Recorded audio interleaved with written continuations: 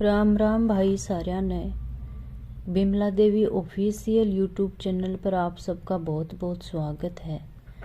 करवा चौथ की कहानी में ऐसी कहानी सुनाने जा रही हूँ जिस कहानी को पूर्वज सुना करते थे और आज तक चली आ रही है पूर्वजों की कहानी। बहुत समय पहले की बात है। एक साहूकार के 7 बेटे और उनकी एक बहन करवा थी। सभी सातों भाई अपनी बहन से बहुत प्यार करते थे, यहाँ तक कि वे पहले उसे खाना खिलाते और बाद में स्वयं खाते थे।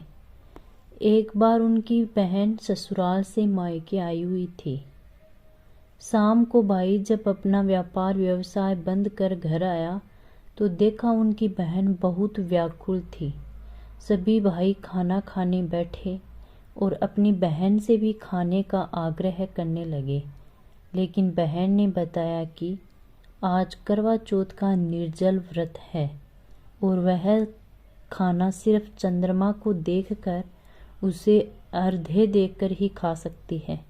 चूँकि चंद्रमा अभी तक नहीं निकला है, इसलिए वह भूख प्यास से व्याकुल हो उठी है। सबसे छोटे भाई को अपनी बहन की हालत देखी नहीं जाती और वह दूर पीपल के पेड़ पर एक दीपक जलाकर छलनी की ओट में रख देता है।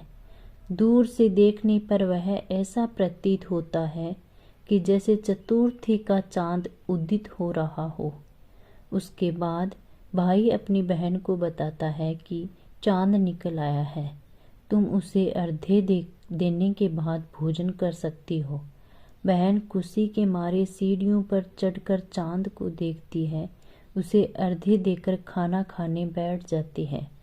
वह पहला टुकड़ा मुंह में डालती है तो उसे छींक आ जाती है।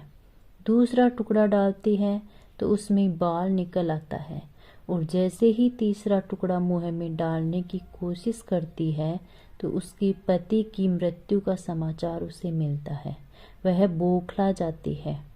उसकी भाभी उसे सच्चाई से अवगत कराती है कि उसके साथ ऐसा क्यों हुआ।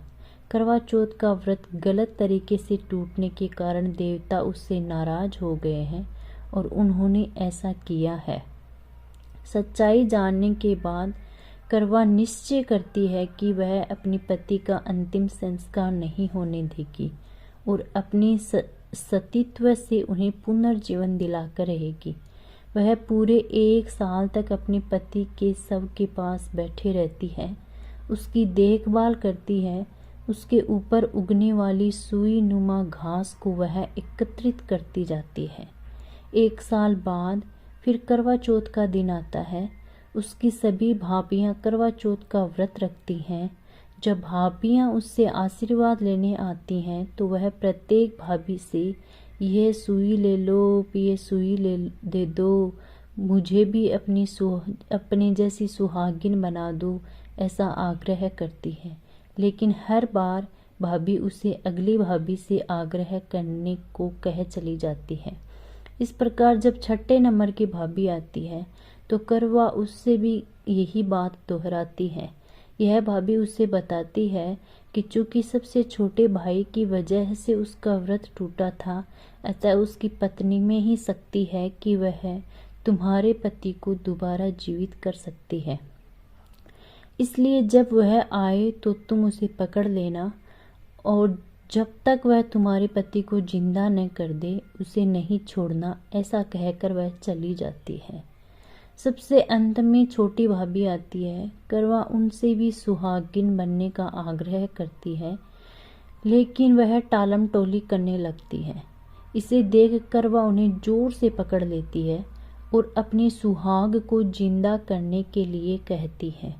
भाभी उससे छुड़ाने के लिए नोचती है, खसोटती है, लेकिन करवा नहीं छोड़ती है। अंत में उसकी तपस्या को देख भाभी पसीज जाती है और अपनी छोटी अंगुली को चीर कर उसमें से अमृत उसके पति के मुंह में डाल देती है। करवा का पति तुरंत श्री गणेश कहता हुआ उठ बैठता है। इस प्रकार प्रभु कृपा से उसकी छोटी भाभी के माध्यम से करवा को अपना सुहाग वापस मिल जाता है।